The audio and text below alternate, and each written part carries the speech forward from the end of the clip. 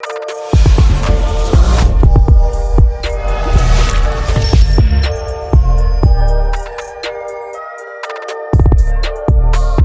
back with another episode of the TrakWolf Godcast. Indeed. I'm your boy TrakBeatz. We got my motherfucking brother Cheno Bliss in the building with us today, you know what I'm saying? Y'all make sure y'all tap into Vinegar Hill, you know what I'm saying? We got a dope partnership with them, you know what I'm saying? Salute to everything they doing over there. We always gonna show love, you know what I'm saying? Today we got a special guest in the building with us, you know what I'm saying? We got Mr. Derek Rush up in the building. What's good, dude? What's good? Beloved. How you been, man? Doing great, man. Doing great. Things are doing great, you know. Can't complain, you know. Yeah. Just maintaining, brother, and building, not destroying, and, you know, positive in, negative out. And, That's you know, all. this is how we living. It's the best way to do it, man. So, I know you got like a pretty dope organization you kind of created and kind of helped found, you know what I'm saying? So you want to let the people know the name of it and how you kind of got it started? Yes, sir. So I'm the co-founder, me and my partner Robert Gray of the Conscious Capitalist Foundation. We started out, our niche really is financial literacy, social entrepreneurship, and the mentoring of young men who are either court involved or currently in the system, incarcerated. So I spent some time incarcerated myself, and working with the youth. I got a quite, you know, long resume of doing that. So Yeah. that's where the passion, you know, to build the organization came out, you know, around that, and just seeing an issue, a problem in the community that needed solving, instead of, you know, us just coming together, building it, and talking about the problem. Let's build our organizations, you know, let's do it. Because, I mean, let's be honest, a lot of these, you know, white organizations, like, that's how, you know, they get things done. They build out organizations, They get 501c3s, they're able to get funded. Yeah. Now, you know, whether or not they're actually having an impact, we can have that argument, or that might be a conversation for a different day. Yeah. But, you know, we just got tired of kind of looking back and either trying to work for these organizations and then, you know, getting to a point where you hit a wall or a ceiling, or the politics start to get involved where you can't really get things done how you want to get done. So we figured the best way to go after this, man, is entrepreneurship, and to build our own thing out, you know, build it out with, you know, we call ourselves credible messengers. You know, we are individuals with shared experiences. That's who has the most impact. Experiences. Right. So if we're dealing with a youngin', love that. if we're dealing with a youngin' that's in the system, or let's say, for instance, I live in Richmond City now. So if I'm out there dealing with a youngin' in Richmond City, let's say he from Mosby or Southside, wherever he at, and he in the system, like, me coming in, I'm gonna have a little bit, even though I'm not from Richmond, I'm still gonna have a level of credibility with him, being that I have a lived experience with being incarcerated, and I understand, you know, everything from the wake up till the time they shut it down at nighttime. Like, I get it. Like, I've been there, I experienced it. So me having that conversation with them, or being able to come and build a relationship with them, that's gonna get me in there. Now, after that, after I share my experience with him, you know, and what we relate on, now I'm just gonna sit back and let him tell me, let him build. Like, I'm just there to listen. You know, it doesn't really matter, you know, how I feel about the situation. I need to know what he needs, how he feels, what his plan is. You know, let him talk, let him get it out, and then from there, I'm gonna meet him where he at and figure out, you know, what you can do, what we can do. You know, I'm gonna be like, Speaking of like your experience, were you this self-aware and well-spoken before you went in, or was it something that you developed after you came out? a combination of both, brother. So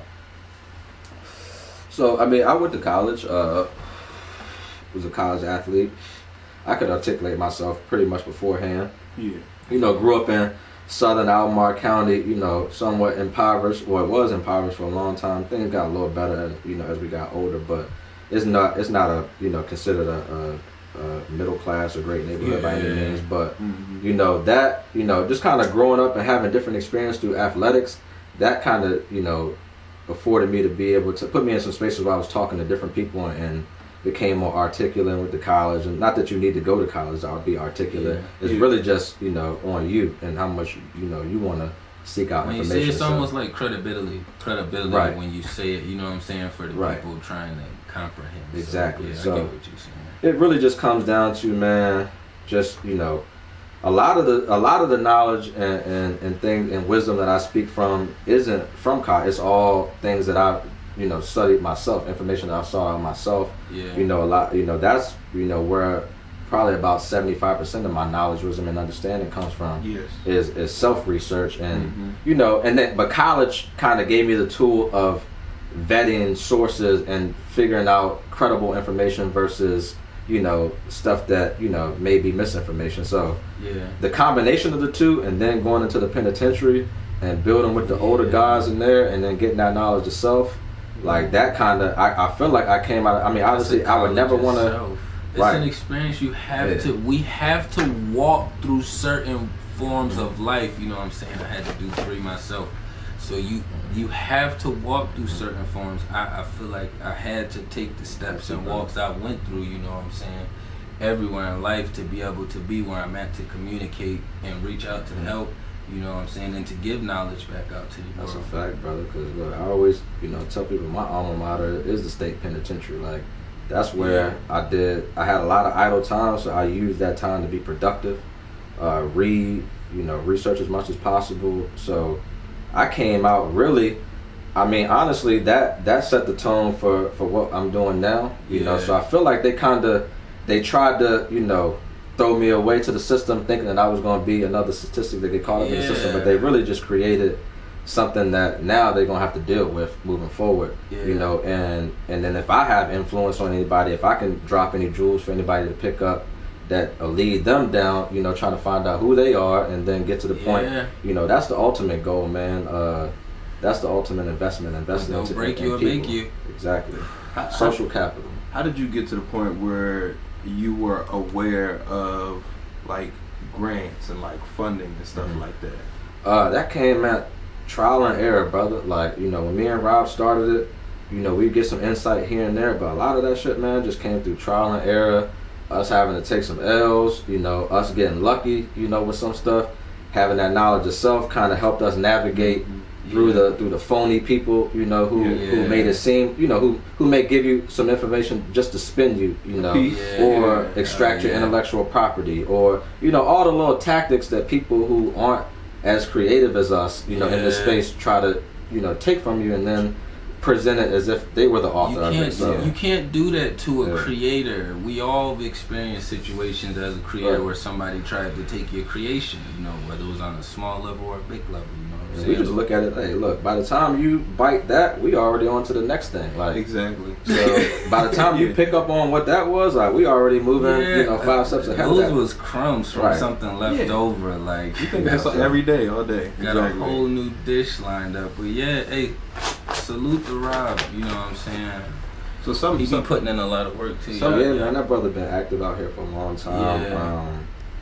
Me and him both, you know, have ties, you know, through the same body of knowledge and things like that. So, I mean, and we grew up together, so it's just a relationship that, you know, it's like we always, you know, liken it to the Chic, Lucian, Styles P. When you hear him on the track, you know, going back to back, that's kind of how we are in some of these meetings where he can be dropping some jewelry and I can pick it up right where he left off and build on that. So it's that type of relationship. It's unique, man. It's something that you don't take for granted, man.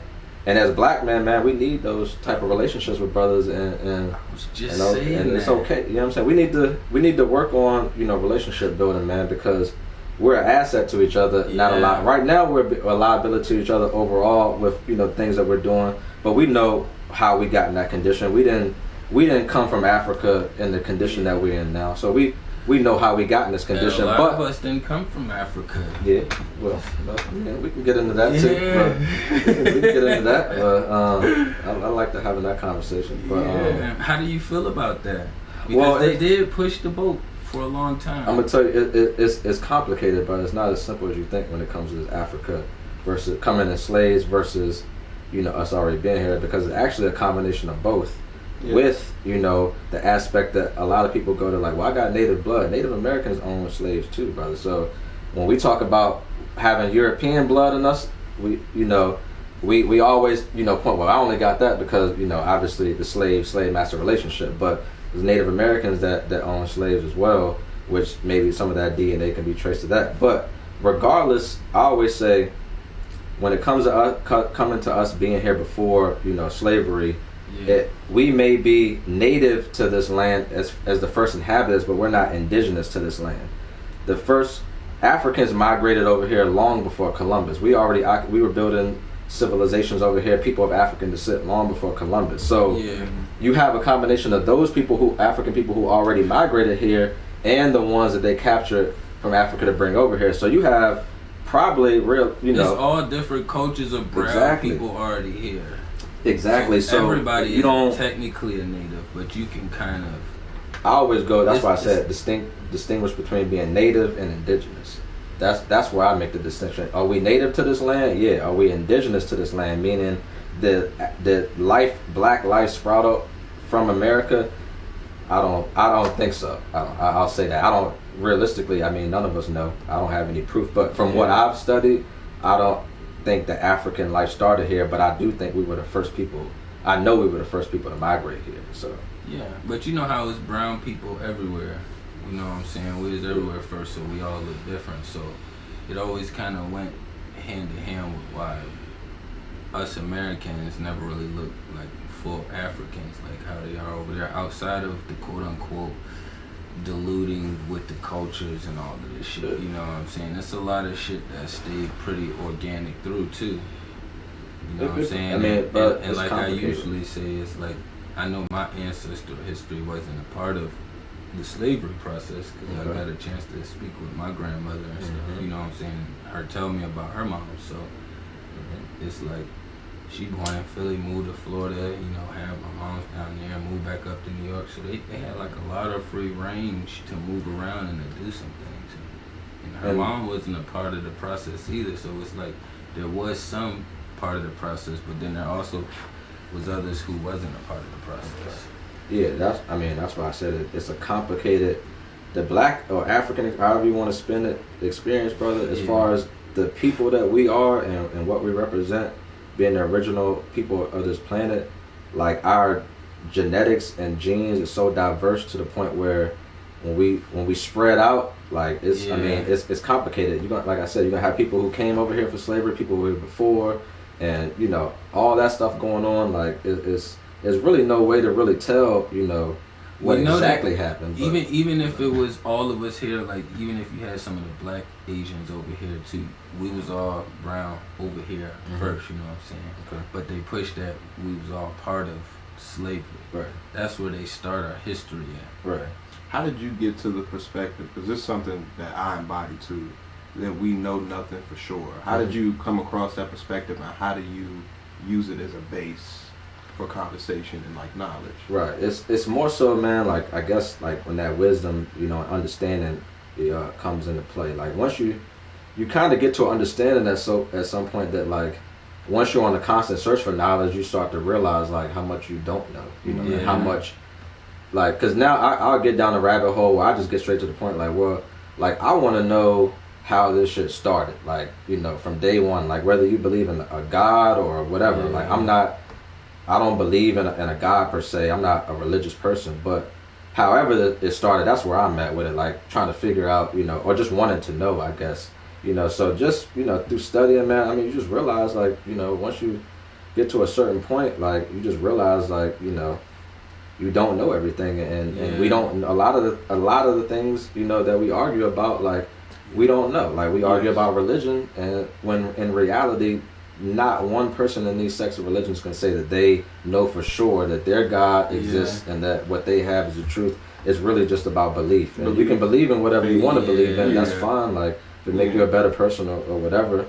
People have different beliefs for whatever reason, but at the end of the day, I only take issue when somebody presents something to me as if like it's a fact, like, and when it comes to belief systems and stuff like that. Now, there are things that are factual, but there are things that, like that per se, that you can't prove it. You can believe what you want to believe. Nobody know who came first, the chicken or the egg. We can talk about it all day. Right. Because then once you start peeling the layers of the onion back, the shit just gets complicated and things start to contradict itself. And, that's why, it's just kind of like, how do you know? That's a funny place I do know that I don't know anything, but I have, when you say things start to contradict itself, I've noticed like everything's like a paradox. Right. Yeah. Like it's this way and this way somehow. You know what I mean? But which side do you want to take it on? Exactly. It's like the theory of two things can be true. Exactly. Yeah. Two things can be true.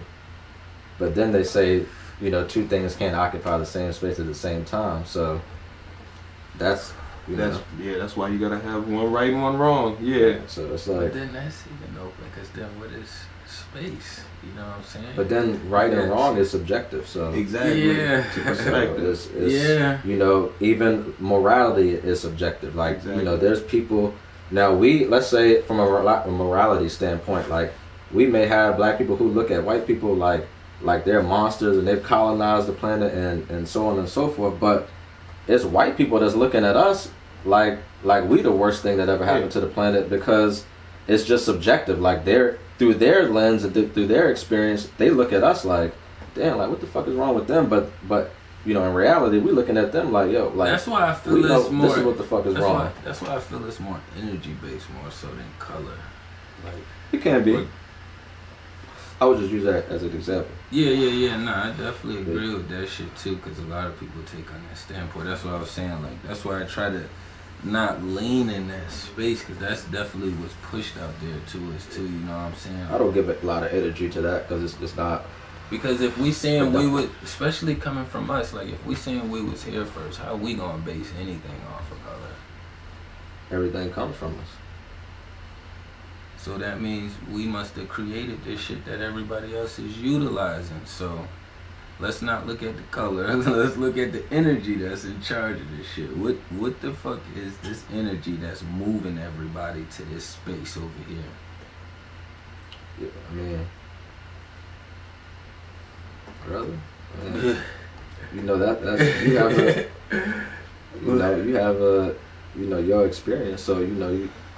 Really, at the end of the day, it's like you gravitate to whoever you feel is relatable. Bringing something positive to you. Like, I mean, if it's somebody white, it's somebody white. If it's Asian, you know, whatever the case may be. I mean, I got, you know, friendships in all walks of life. So, same, you know, I mean, it's okay to prioritize your people and your community and still, you know, reach out and, you know, to make friends in other walks of life as well, to be well-rounded, you know. It's like prioritizing your family. You're gonna make sure your family good first. Right, So you know what happens is we just all pretend like we don't know each other. You know what I'm saying? So I mean, you were speaking on, you know, the concept of group economics, where, you know, it's only looked in the negative lens when black people want to practice group economics and pool resources and keep our dollars in our community. It's looked at like, oh, why do you want? But in reality, every community does that except us. And, you know, we know why. You know, it's kind of, you know, shed as a negative light because we want to, you know, be so inclusive. But in reality, we're, you know, almost every group of people is exclusive, you know, to a certain extent before they start, you know, branching out to other communities, you know, to whether it's to do business or whatever the case may be. Like, that's and just, a lot of them don't even have to branch out. Cause I'm from New York, so they just move right in and set up shop. Right. You know what I'm saying? So exactly. So I mean, most of the bodegas, you already know them owned by. Like, exactly. So I mean, even a city like Charlottesville, like you go to, you know, every little bodega like store, like look at on, like the Arabs. And what's crazy is those who I go to first. So I'm like, good to Arabs. Yeah. But it was, I mean, I guess what is it, a black couple? I mean, it's a couple black convenience stores in the city, but Browns. I fuck with Browns too. If we had more, I would. I go out my way for Browns. I go out my way for Browns, and they have a better gas station up there too. It might be another black gas station. I can't think of any. But When y'all mention segregation, it reminds me like certain words I automatically only perceive in a negative context. And that's one of those words. Segregation. Yeah. So do you think it's because we learned that word in a negative light? Yeah, without question. Yeah, it's like I gotta deprogram that. It's like you used to say witch, and I just be like, oh, witch, man, witch. It's like, nah, it's more than one type of witch. You know what I mean? It's almost like in a sense of how even a African spiritual system like voodoo, like anytime you hear voodoo, like anytime when you think of that, it's always in a research negative light. bro, it's still Benin. It's the religion of the country of Benin. Like, and it's I mean, it's who we are, you know, as a people in its essence. So yeah, I mean, but when you hear it, you know, out here in the West, like, it's immediately thought about as some like witchcraft type of, you know, bullshit. But you know, it's said wrong too, which changes the vibration of it. So Yeah. it's like because it's tonal, you know. As African people, we tonal people, you know, and we pass a lot of history down orally. Yes. You know, so you know, it's one of those things where like tone and language and stuff matter, you know, when it comes to us being able to communicate and vibrate, you know, on the same level. So. And some people take a lot of that shit as anger, like that's just the tone of words, you know what I'm saying? When people are talking in the energy and the conversation, and it's like you pitching your tone and your vocals up and down. You know what I'm saying? But for some, obviously, you should always be mindful of it. But but when you're around other people that understand that, it makes it easier to communicate with. Like, it's a different energy, you know, different level of communication. You know, when it comes they don't to take it as an attack. Right. Yeah. So. Yeah, that's a pretty good way. But on that note, we're gonna slide to this break and we're gonna cut back to y'all.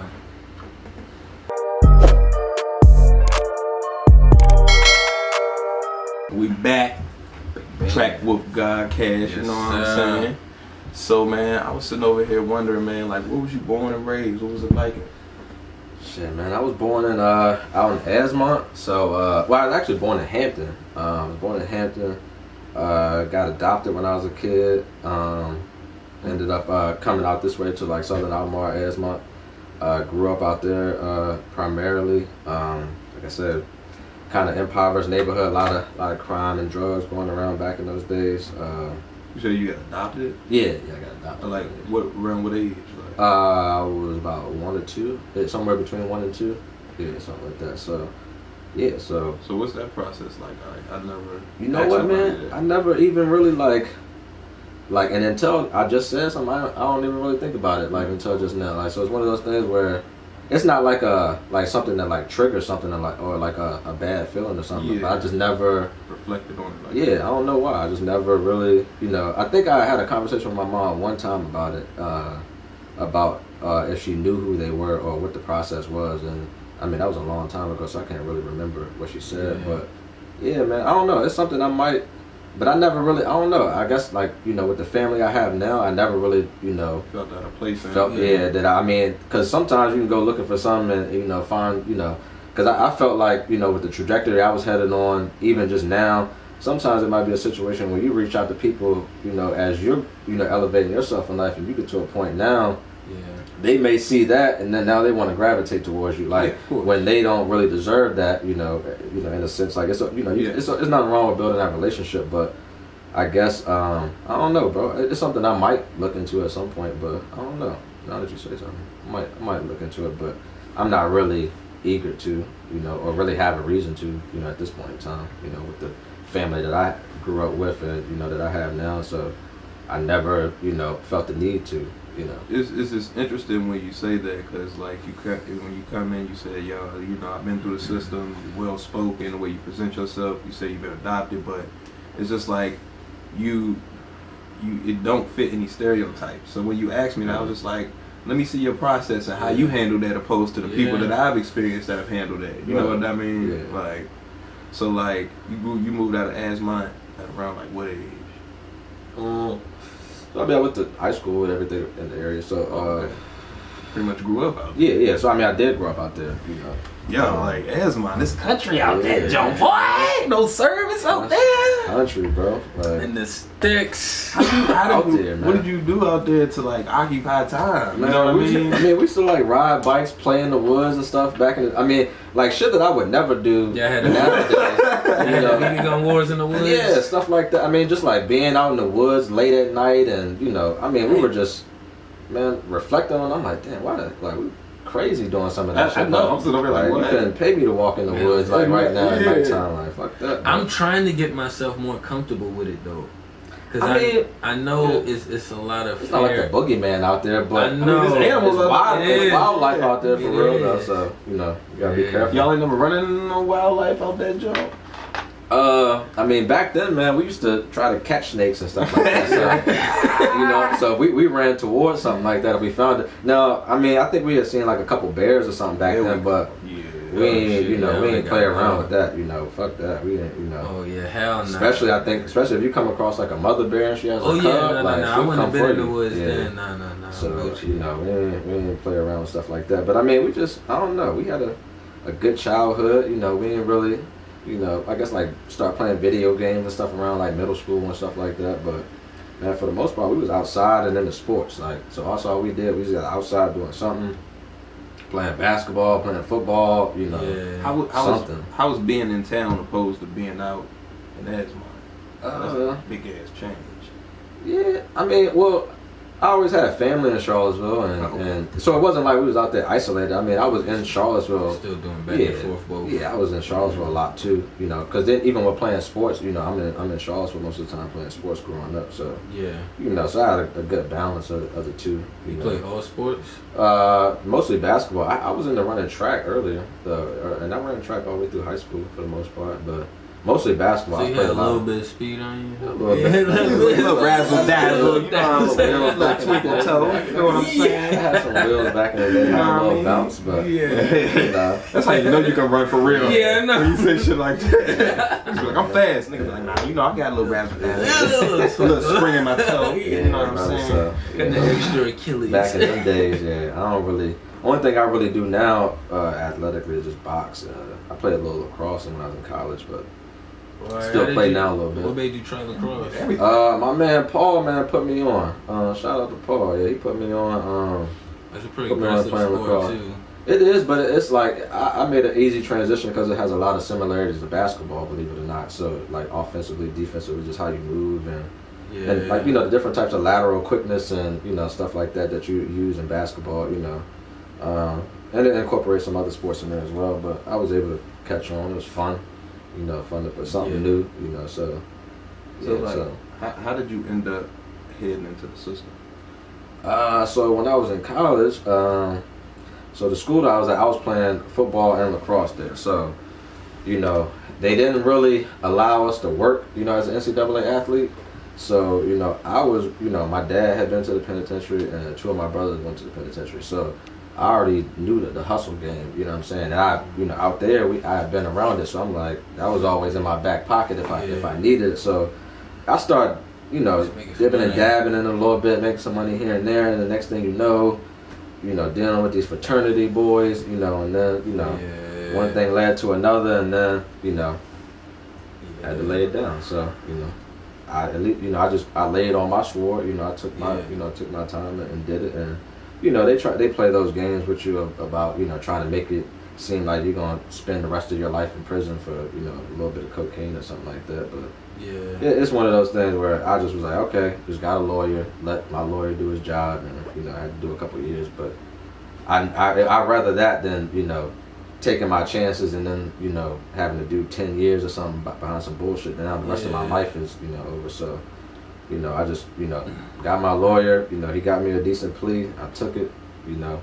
I was like, I'm going to get this shit over with and, you know, lay it down, do my thing, and come back, and came back even, you know. Crazy how the process worked. Yeah, I know, because you was just getting some money. So that wasn't even like you was doing anything with any ill intentions to hurt anybody. It's just y'all couldn't tax it, so then that's the issue. So, so did this happen? I mean, I wasn't even on their radar. If dude, I believe that dude that basically set me up, he had got caught, you know, with some bullshit weed, or, you know what I'm saying? It was one of those situations, and then he brought me to their attention, and they was like, oh, you know, kind of fell in their lap. So is this while you were in school? Yeah. So you had to just stop going to school. How did that feel? Like, how did that process affect you? I was pissed, man. I was like the movies. Going into my last year. Somebody I had like a year and a half left, maybe.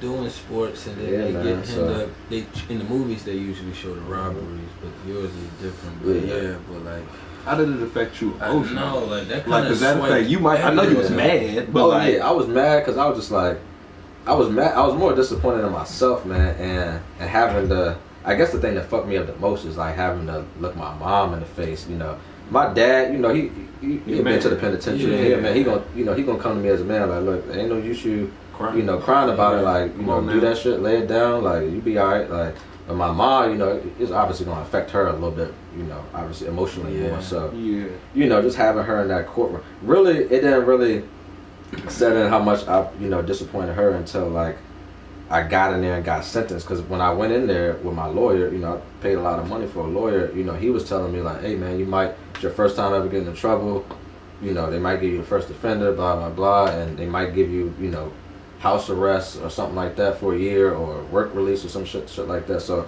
I'm thinking, like, all right, I never had a record, like, at the most I might have a year of some, work release, house arrest type shit. I can do that. Like, but then, I got in there and got railroaded, and they actually sentenced me to a couple of years. So I was like, oh shit. Like, so then I was like, oh, and then, my mom crying and stuff like that. So I was like, oh fuck, like. And then, once I got in there, like, once you get in there and set it, like, damn, I'm in here, like, me, like, it's you never really think it's gonna happen to you until you, like, get behind those walls and be like, fuck, like, how the fuck did I get here, like. And then you still have days where you wake up like, yo, I can't believe I'm in here. Yeah. Like it's still unbelievable. Like, I ain't talking about just a couple of days after you. I'm like, after you done did a year or two, and you still in there, and it's like after you into your bed, you count calendars. Some niggas count months, some niggas count calendars. Right. Like it. I'm glad I didn't get to the point where I was counting calendars. Bro. Yeah. That shit, brother. I don't know.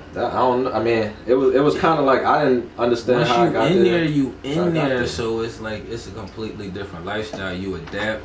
You already accepted what happened, so you're not even thinking about that process. Now it's just all growth from here on out. You know what I'm saying? Like survival mode, which niggas already know is already at the forefront now. You know what I'm saying? Like, but I will say, like, even.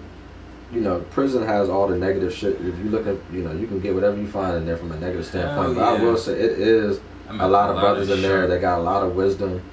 Some of our best and brightest minds is in the penitentiary right now and probably never see freedom. Some of our best creators. Yeah. Some of our people who could have probably got us out of the condition that our communities is in across our nation is behind the walls in the penitentiary. Like, our brightest of, our bet. That's the reason why they're behind there, because the way society is set up, they don't want to live in that construct, as them being a creator. So sometimes it'll come back to bite you. Being ahead of the game, sometimes it'll come back to bite you. Yeah. And now, you do something where your whole life is gone when you could have contributed so much to the community, but we'll never know. So it's just one of those situations. So I mean, I did get, I definitely linked up with some older brothers and really just build with them and got some wisdom, and that's just how I did my bid. I kind of just was out the way, I ain't really. I did both. Yeah, I got into some drama in the beginning, a couple fights and stuff, but after that, with the Hobies, I fuck with the old heads. So it's like I have to have the old heads around. The old heads always used to pop up, and they keep you sharp. You know what I'm saying? And sometimes just sitting down, building with different minds, you know what I'm saying? Like, yeah, absolutely. I mean, there were some younger brothers, some younger brothers, or brothers my age, you know what I'm saying, that I built with. I mean, when I finally got down to the penitentiary, a couple brothers from the area that I knew, that I was in there with, a couple brothers from some other areas and stuff that I knew. So, I mean, it wasn't really no. It's what you make it. Drama, it's what you make it. Right. It's all what you make it. Because I met one nigga in the jail, and he was like, this one I had was first going into my shit. He was the only nigga I ran into, you know what I'm saying? He was the only one I ran into that said he did his bit, he ain't get into no fights. He said it's all in how you carry it. But from everybody else's perspectives, it's fight, you know what I'm saying? But it's really, you only fighting when the situation is forced, you know what I'm saying? Right. Or unless you just in the way creating situations. Right. I mean, but other than that, it's yeah. So how was your process like once you finally touched back down and had to get back in this? I hit the ground running when I got back out, man. So what we do, even I just had a conversation around some policy reform from the youth perspective that we wanted to do, and it was around like recidivism and things like that. But what is recidivism?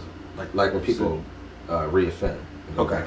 So when I got out, I hit the ground running basically. I had some resources and stuff obviously that I had built up, before I got locked up. So I had already had like a job and stuff lined up. Went and met with a probation officer, I believe maybe a week or so after I got out. I'd already had a job and had my restricted license back. So she basically, I had to do an intake with her, and then I think I met with her like maybe one other time, and then she released me from supervision, and I still to this day haven't talked to her. So, but the hang up was the college that I went to, the place that I was at, they make you do half of your probation, and they gave me 5 years of probation. So that you have to do half of your probation. So basically, I had to do another 2.5 years. When you got out? Yeah, when I got out, on their probation, like where technically they could send you back for anything. They always find a way to hold you. Yeah, so you gotta really. But luckily, I was good. My mind was in the right place. As far as getting up, linking with Rob. Well, first I moved to Richmond and got up with my mans out there, and we was doing some business stuff. That's how I ended up in Richmond. And yeah, man, I've just been, kind of moving forward, ever since then. So, luckily, but if I wasn't that type of brother, that 2.5 years of probation could have just been just enough to land me back in the penitentiary for. Because it's always one subtle situation that could happen, right? A stupid run-in, or you know what I'm saying? So any given moment, man. So luckily I was able to. Not put myself, in those positions to where. How was it for you, like being around a lot of people again? Because it's like the environments change, so it's okay, and you get comfortable in your pods and shit where you at, and your environment, but then it's still like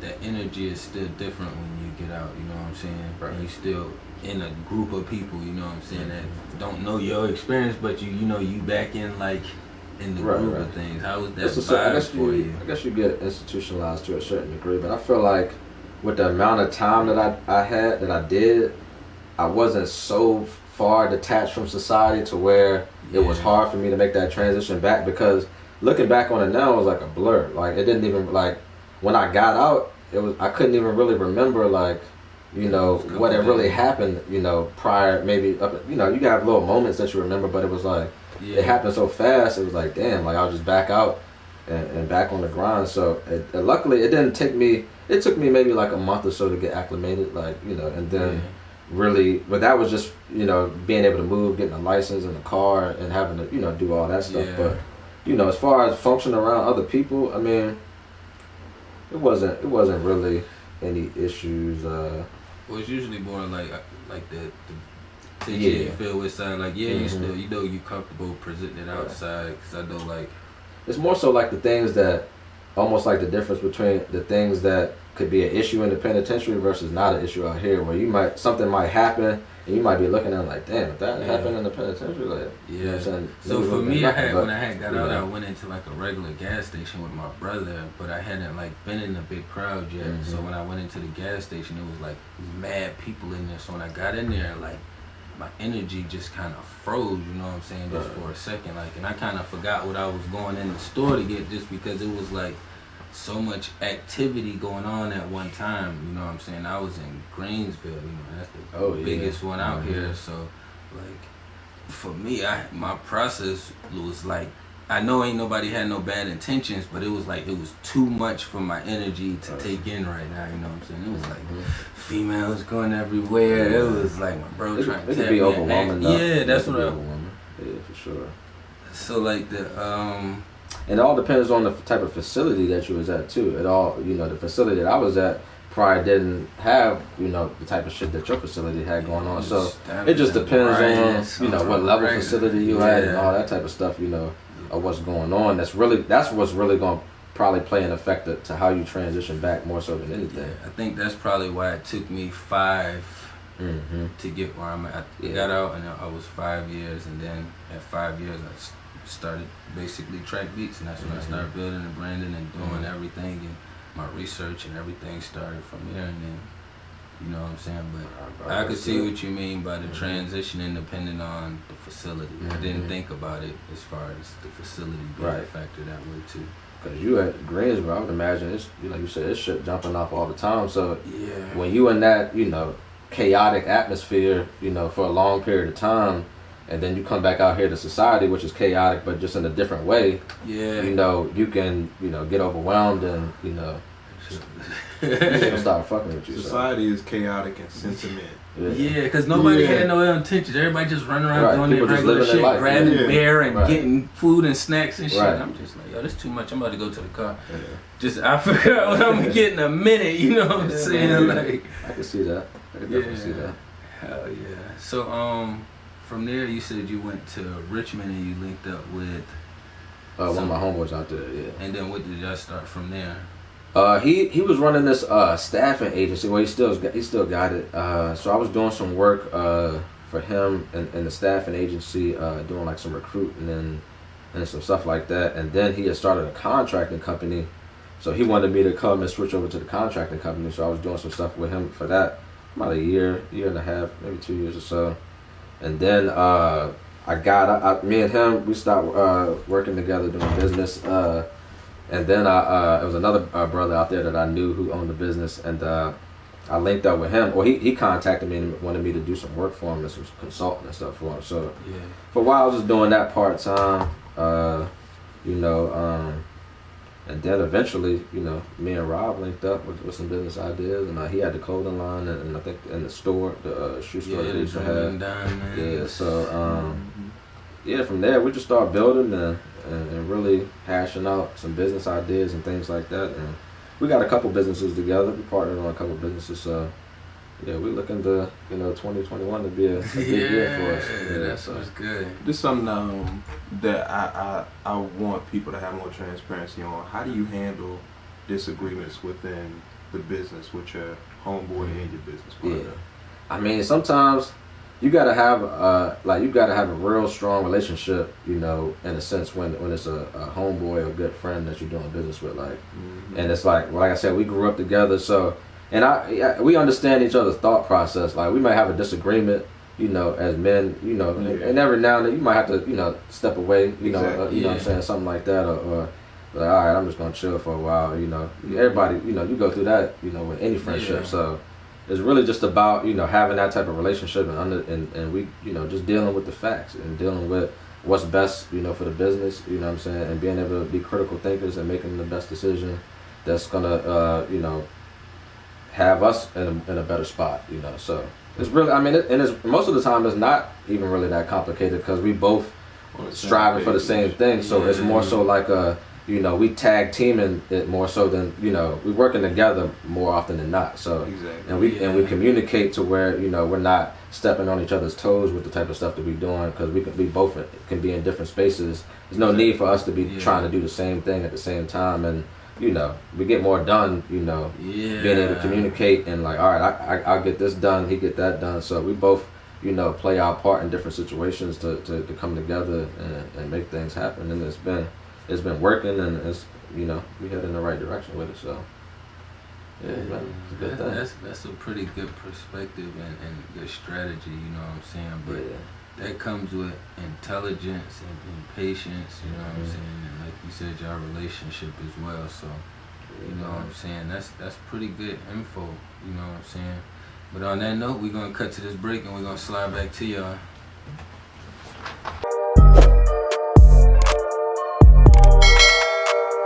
So we back from the break, you know what I'm saying? So what we about to get into now is these, you know what I'm saying, spiritual/religion belief system, you know what I'm saying? Which way do you lean in that department?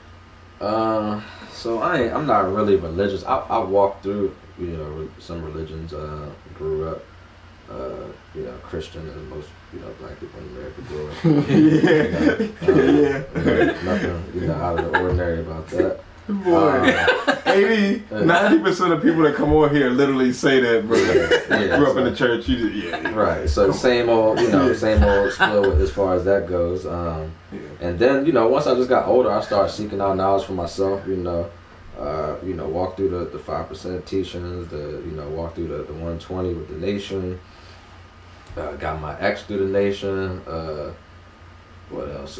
You know, mostly, you know, a lot of African spiritual systems, like I mentioned before, like the voodoo, like, you know, just being able to really you know, study African spirituality in its essence, like, which really I just subscribe to cause and effect, man, and just being a master of my own destination. Like, if you want to call that being God, or, you know, in some instances, you know, when we build, you know, the black man is God, you know, walk through that body and stuff like that. But at the end of the day, it's really just about being the master of your own destination. Like, I don't believe that anything outside of myself is going to control or dictate the outcome of my life. I believe that I have full and complete control, you know, of my destiny, you know, and it's just up to me whether or not I'm going to get to where I got to go. You know, of course, there's obstacles that you got to incur. So as you talk about the nation, 5% of knowledge, Christianity, and like African spirituality, did you notice any similarities between all of these, or did you notice more differences? Yeah, well, I mean, looking at religion, I don't even look at like anything like literally through religion. It's all like, you know, symbolism and things like that. So I can read it. Like, you can even take the Bible or the Quran or a book like that and see a story in it and kind of relate it to and see the parable in it or something like that. Not that I believe that whatever that particular story literally happened, because I don't, but I can see how, you know, it could be, you know, a deeper meaning to something else, or be able to a different way of explaining, you know, a situation or a condition that somebody's in or something like that. Like, so I look at it through that lens if I do look at it, but I really just eat the fish and spit out the bones or anything. You know, if I read something and it makes sense and I can apply it, you know, practical application, then, you know, I'll carry it with me. If I ain't rocking with it, I'll just leave it where it's at. So really, that's just how, you know, that's how I build. That's how I build. You know, find it and I apply it right away, or as soon as I, you know, get the opportunity, and then that'll let me know if that information is valid. Right. And it's conversational. You know, being able to, you know, have a conversation with different people. You know, because, you know, sometimes you might have to relate your way, like in my profession. You know, just working with the youth, or you know, just the families of the youth. Like, that may be a conversation about religion or something, may be your way of building rapport or building a relationship with that certain person. And if you have knowledge of it and can talk it with them, you know, you can build a relationship on that. You don't necessarily have to subscribe to what they subscribe to, but it's still, you know, a relationship building tool. So, like, from these different practices that you've looked into, did you, out of either one of them, did you find more self-development or more satisfaction in, like, learning from it? Yeah, just because, I mean, it was just, you know, just on a constant search for knowledge type of thing. So, you know, I enjoyed my time walking through these bodies of school. Not so much the Christianity aspect of things, because when I was a kid, I didn't like going to church and stuff like that.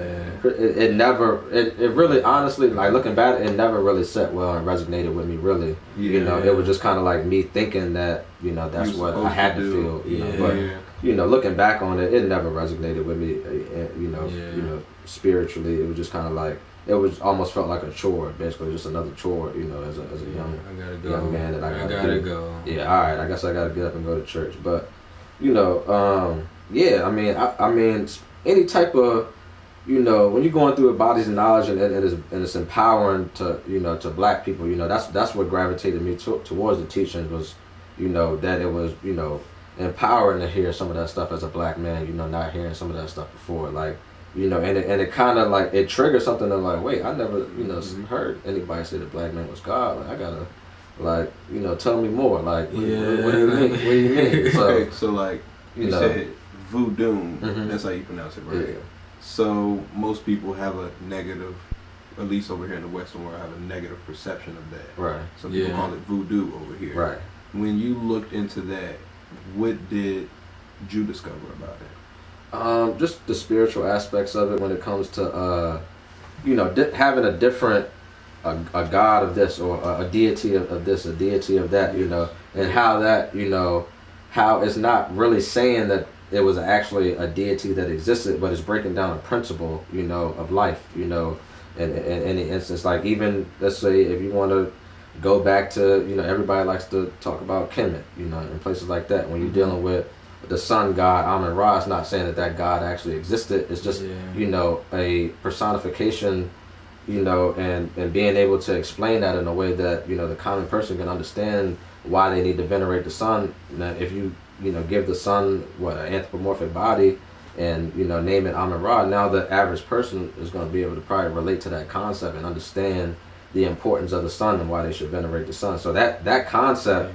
runs all through African spiritualities, through all these deities. Like they all that explaining why you should venerate, why this is important, why you should uplift this. Like this is symbolic to that. Like so I just looked at it. That's what made me kind of gravitate towards it, and then that's where I got the understanding that this is consistent throughout all African spiritual systems. This way of thinking, this thought process to be able to explain these different things. So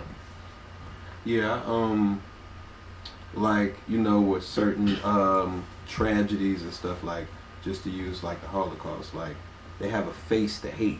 Mm-hmm. Like so they don't hate everybody that was involved, they hate the main face. You Right. know what I mean? Mm-hmm. And that's what it reminds me of. It's like because it was a concept and a movement of genocide, but you hate the man that was in charge rather than Right. the movement in itself for Right. the most part. You know what I mean?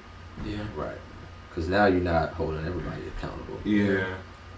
That took place in it. And I feel like that, and a lot of people can hide behind that. That's gonna be the soldiers, yeah. everybody. They can use Hitler's face to, shield their dirty religion, Yeah, they can use the president to shield Right. the system. I can use this face to shield, how I am, as a person and what I'm really about, So it's really just about that. Yeah. So how does that carry you when you going through these corporate meetings and knowing you have this belief system, but they feel a certain way, but you have to kind of work with them?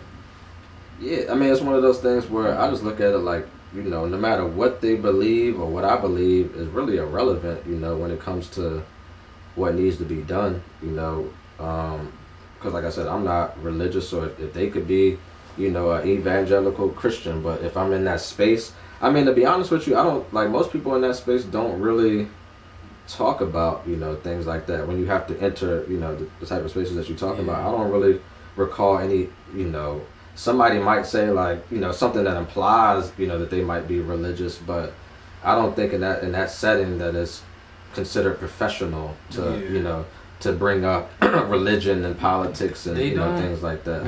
It's one of the, I guess that type of environment. I guess what I mean is like they don't imply it verbally, but Mm-hmm. it's like a more of a energetic feel. Right.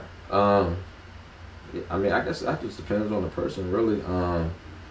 I mean, I've encountered, many, people who, most of it positive, and it depends on what space I'm in too. Yeah. If we're just talking about the, the non-profit space or the business professional space or, whatever that is. Yeah, I mean, most people, I don't know, most people, in these settings and networking and stuff, it's about building relationships and kind of like, mutually beneficial relationships and things like that. So, I mean, I don't know, like I have to really think of. I never really think about it. I guess when I'm really, because I don't know. Whenever I'm like out and I'm out, doing business, I'm about business. Like I ain't trying to. I don't care about what you believe. Whatever the case may be. It's about is like, do you have the means? Can we get this done or not? Like what I'm saying. I value my time more so than anything. Yeah. Because being locked up, you can't get that time back. So now I have a very, different perspective on time and time management and understanding, like, using, as much as time as I can of the day to be productive. So, I'm more so worried about that. Like, I'd be more so worried if you just waste my time, more so than, what you believe in or how you feel about me. Well, that's kind of like what kind of goes with that, like that blind energy feel that I'm coming in thinking you already lesser than me. Mm-hmm. So then now it's gonna feel like a wasted time. You know what I'm saying? Yeah, I mean, you can definitely. I mean, I definitely have meetings and where the energy is just like, all right, okay, this is a waste of time. Yeah. But I mean, that's not. I would say. So you don't try to push through those kind of situations. You just kind of pull back, like. Well, it depends. I will push through. I mean, it depends. I guess it's just situational. I mean, there's situations where you can tell somebody's energy's off, where you just like But then there's sometimes where you start to talk through, and it's really like you guys just filling each other out to kind of see, and then you're like, oh, okay, well, now we can start loosening up a little bit. Yeah, like. So I mean, it's just about having situational awareness when it comes to reading that particular situation in that individual, and then you know, go from there. But yeah, for the most part, I mean, I say in that space has been mostly positive interaction for the most part, you know, because I mean, you got, you know, people trying to, you know, people doing different things and trying to get different things done. So, you know, most people in that space are, you know, trying to do something positive. So, you know, it's usually good energy for the most part, but it just depends, yeah. So that's as far as when it's like finding other people to collab with to get to the bigger step, or? Yeah, I mean, in many forms, I guess it depends on what you're trying to do. I mean, I guess in our, I mean, if it's on the non-profit side of things, then I mean, yeah, there is a lot of collaboration to, but it's not. It's more so collaboration to maybe like, okay, like you guys have this resource, we have this resource. Let's apply for a grant together, you know, and then, you know, we can use that money to get whatever it is in particular thing we're trying to get done together, or you know. Yeah. So I mean, it just depends, man. It's very complicated, man. Yeah, I like to dig. Yeah. So yeah. I mean, if you want to get into, you know, how to start a nonprofit, shit, I'll help you out, brother. I mean, yeah, because there's a lot that goes into it, but I mean, it's one of those things. A lot of work that goes into it, but after you've done it and you sit back and see what you built, like, it's all worth it, you know, because it's only up from here. You know, it's still, you know, obstacles and bumps and bruises, but you know, for the most part, like, we kind of crossed that threshold of like, all right, you know, we done it. We in at like a year and a half point, coming up on a year and a half. So, you know, we're in that stage of now. The organization starting to got a lot of momentum going, and we doing all the right things that we need to be doing from a business standpoint, networking and things like that. So, yeah, man. So the thing with the nonprofits is what people probably don't quite understand is even though they nonprofits, y'all still have to invest money. Oh yeah. You got. I mean, a nonprofit is more money from an investment standpoint than just going and getting an LLC. Like, I mean, you can go on the state corporation website and get an LLC for $100, and then you got to go get an EIN number. Where you got to go get that anyway. And that's free. Yeah. But for a for-profit business, you pretty much done after that, unless you want to get like a business license in whatever, you know, city or something that you're in. I mean, it's things like that. But from establishing a business standpoint, that's all you got to do: LLC, EIN. Then you can get a business bank account. But with a nonprofit, you gotta file your articles of incorporation. You gotta file like this SC 89 form to start out with. And then after you submit your articles and they come back, then you can go to the IRS and file for your 501c3. And then you can do a 1023 easy or long form.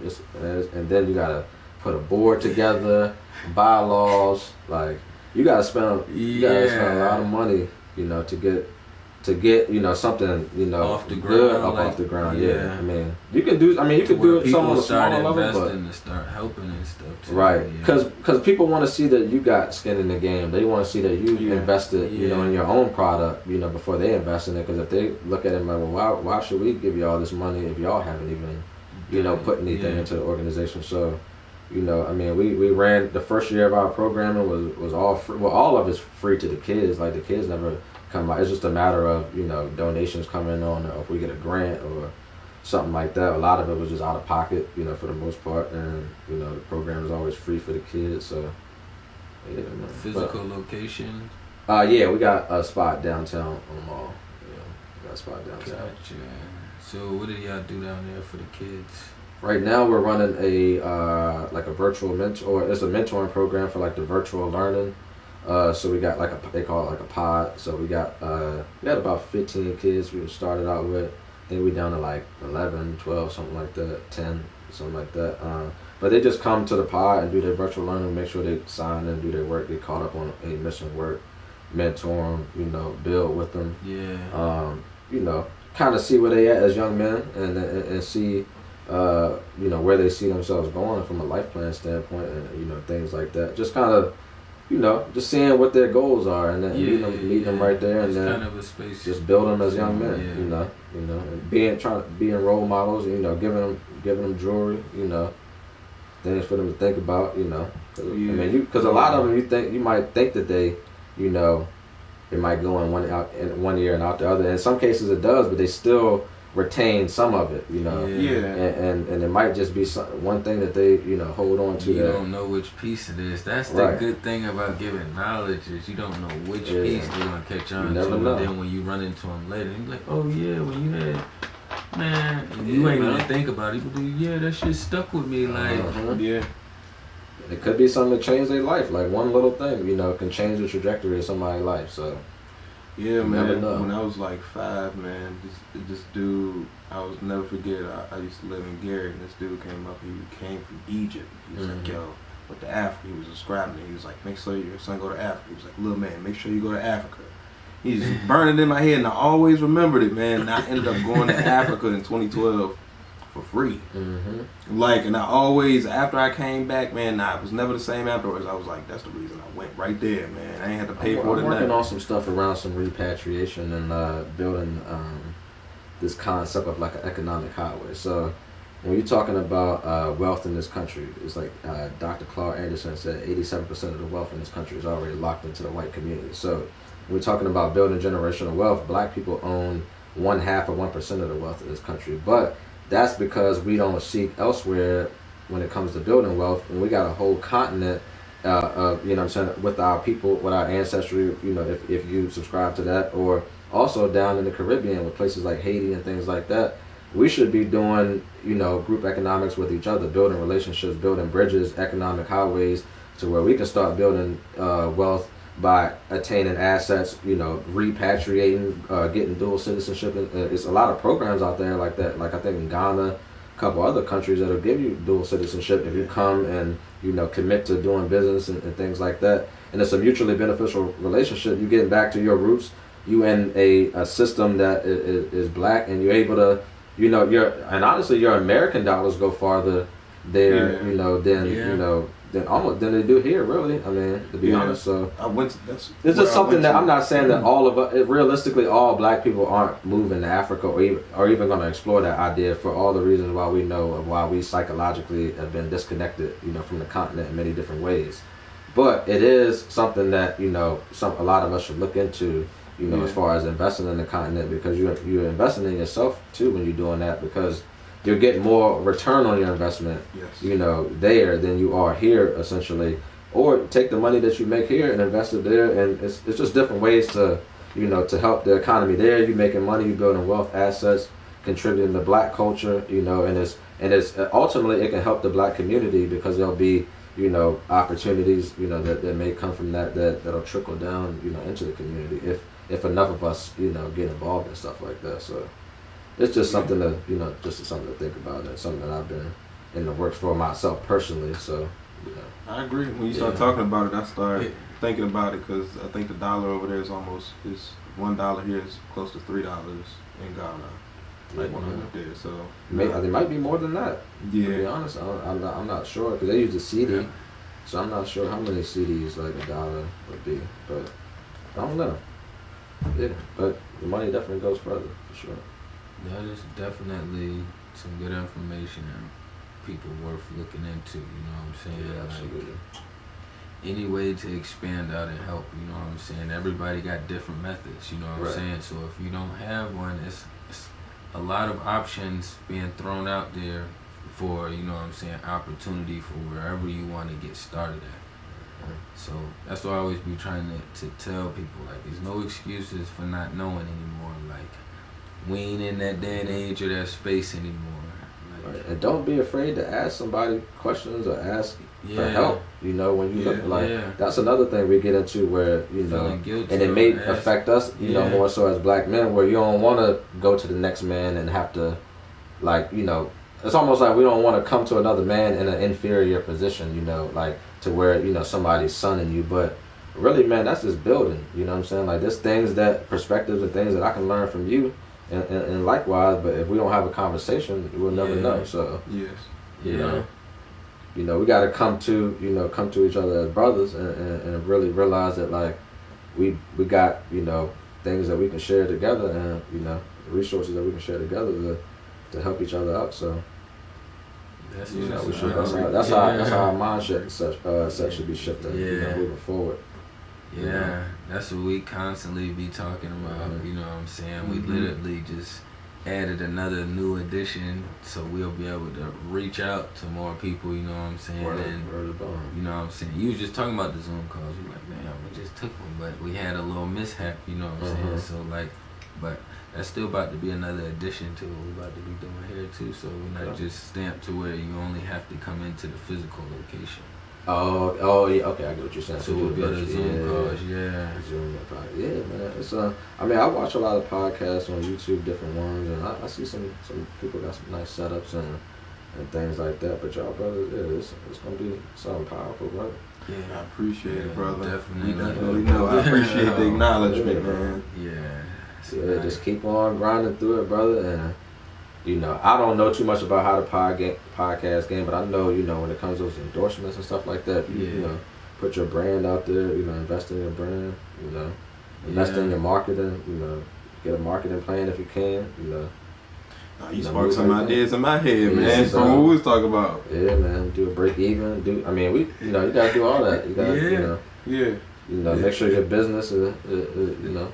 This is a lot of learning in-house as well, you know what I'm saying? Like, we giving to you, but we learning as well, you know what I'm saying? Like, I know I got a lot of dope knowledge just now, and it sparked some new ideas, you know what I'm saying? Yeah, yes indeed. We needed that. Appreciate it, but on that note, we gonna get ready to wrap this thing up, you know what I'm saying? It's been another dope episode of the TrakWolf Godcast, you know what I'm saying? Yo, D, you wanna let everybody know where they can find you at? Yeah, I mean, I guess social media, you know, Derek Rush on Facebook, Instagram, D Rush for real. But yeah, most importantly, follow our nonprofit page, Conscious Capitalist Inc. I believe is the Instagram, and then Conscious Capitalist Foundation on Facebook. I'll have all the links down below and right up there for you, you know what I'm saying? Appreciate you, brother, man. Yes, indeed. It's been another one. Another one. one. You know what I'm saying? I'm your boy, TrakBeatz. We got Cheno Bliss in the building. Like, comment, you know subscribe. what I'm saying? We signing out. Peace.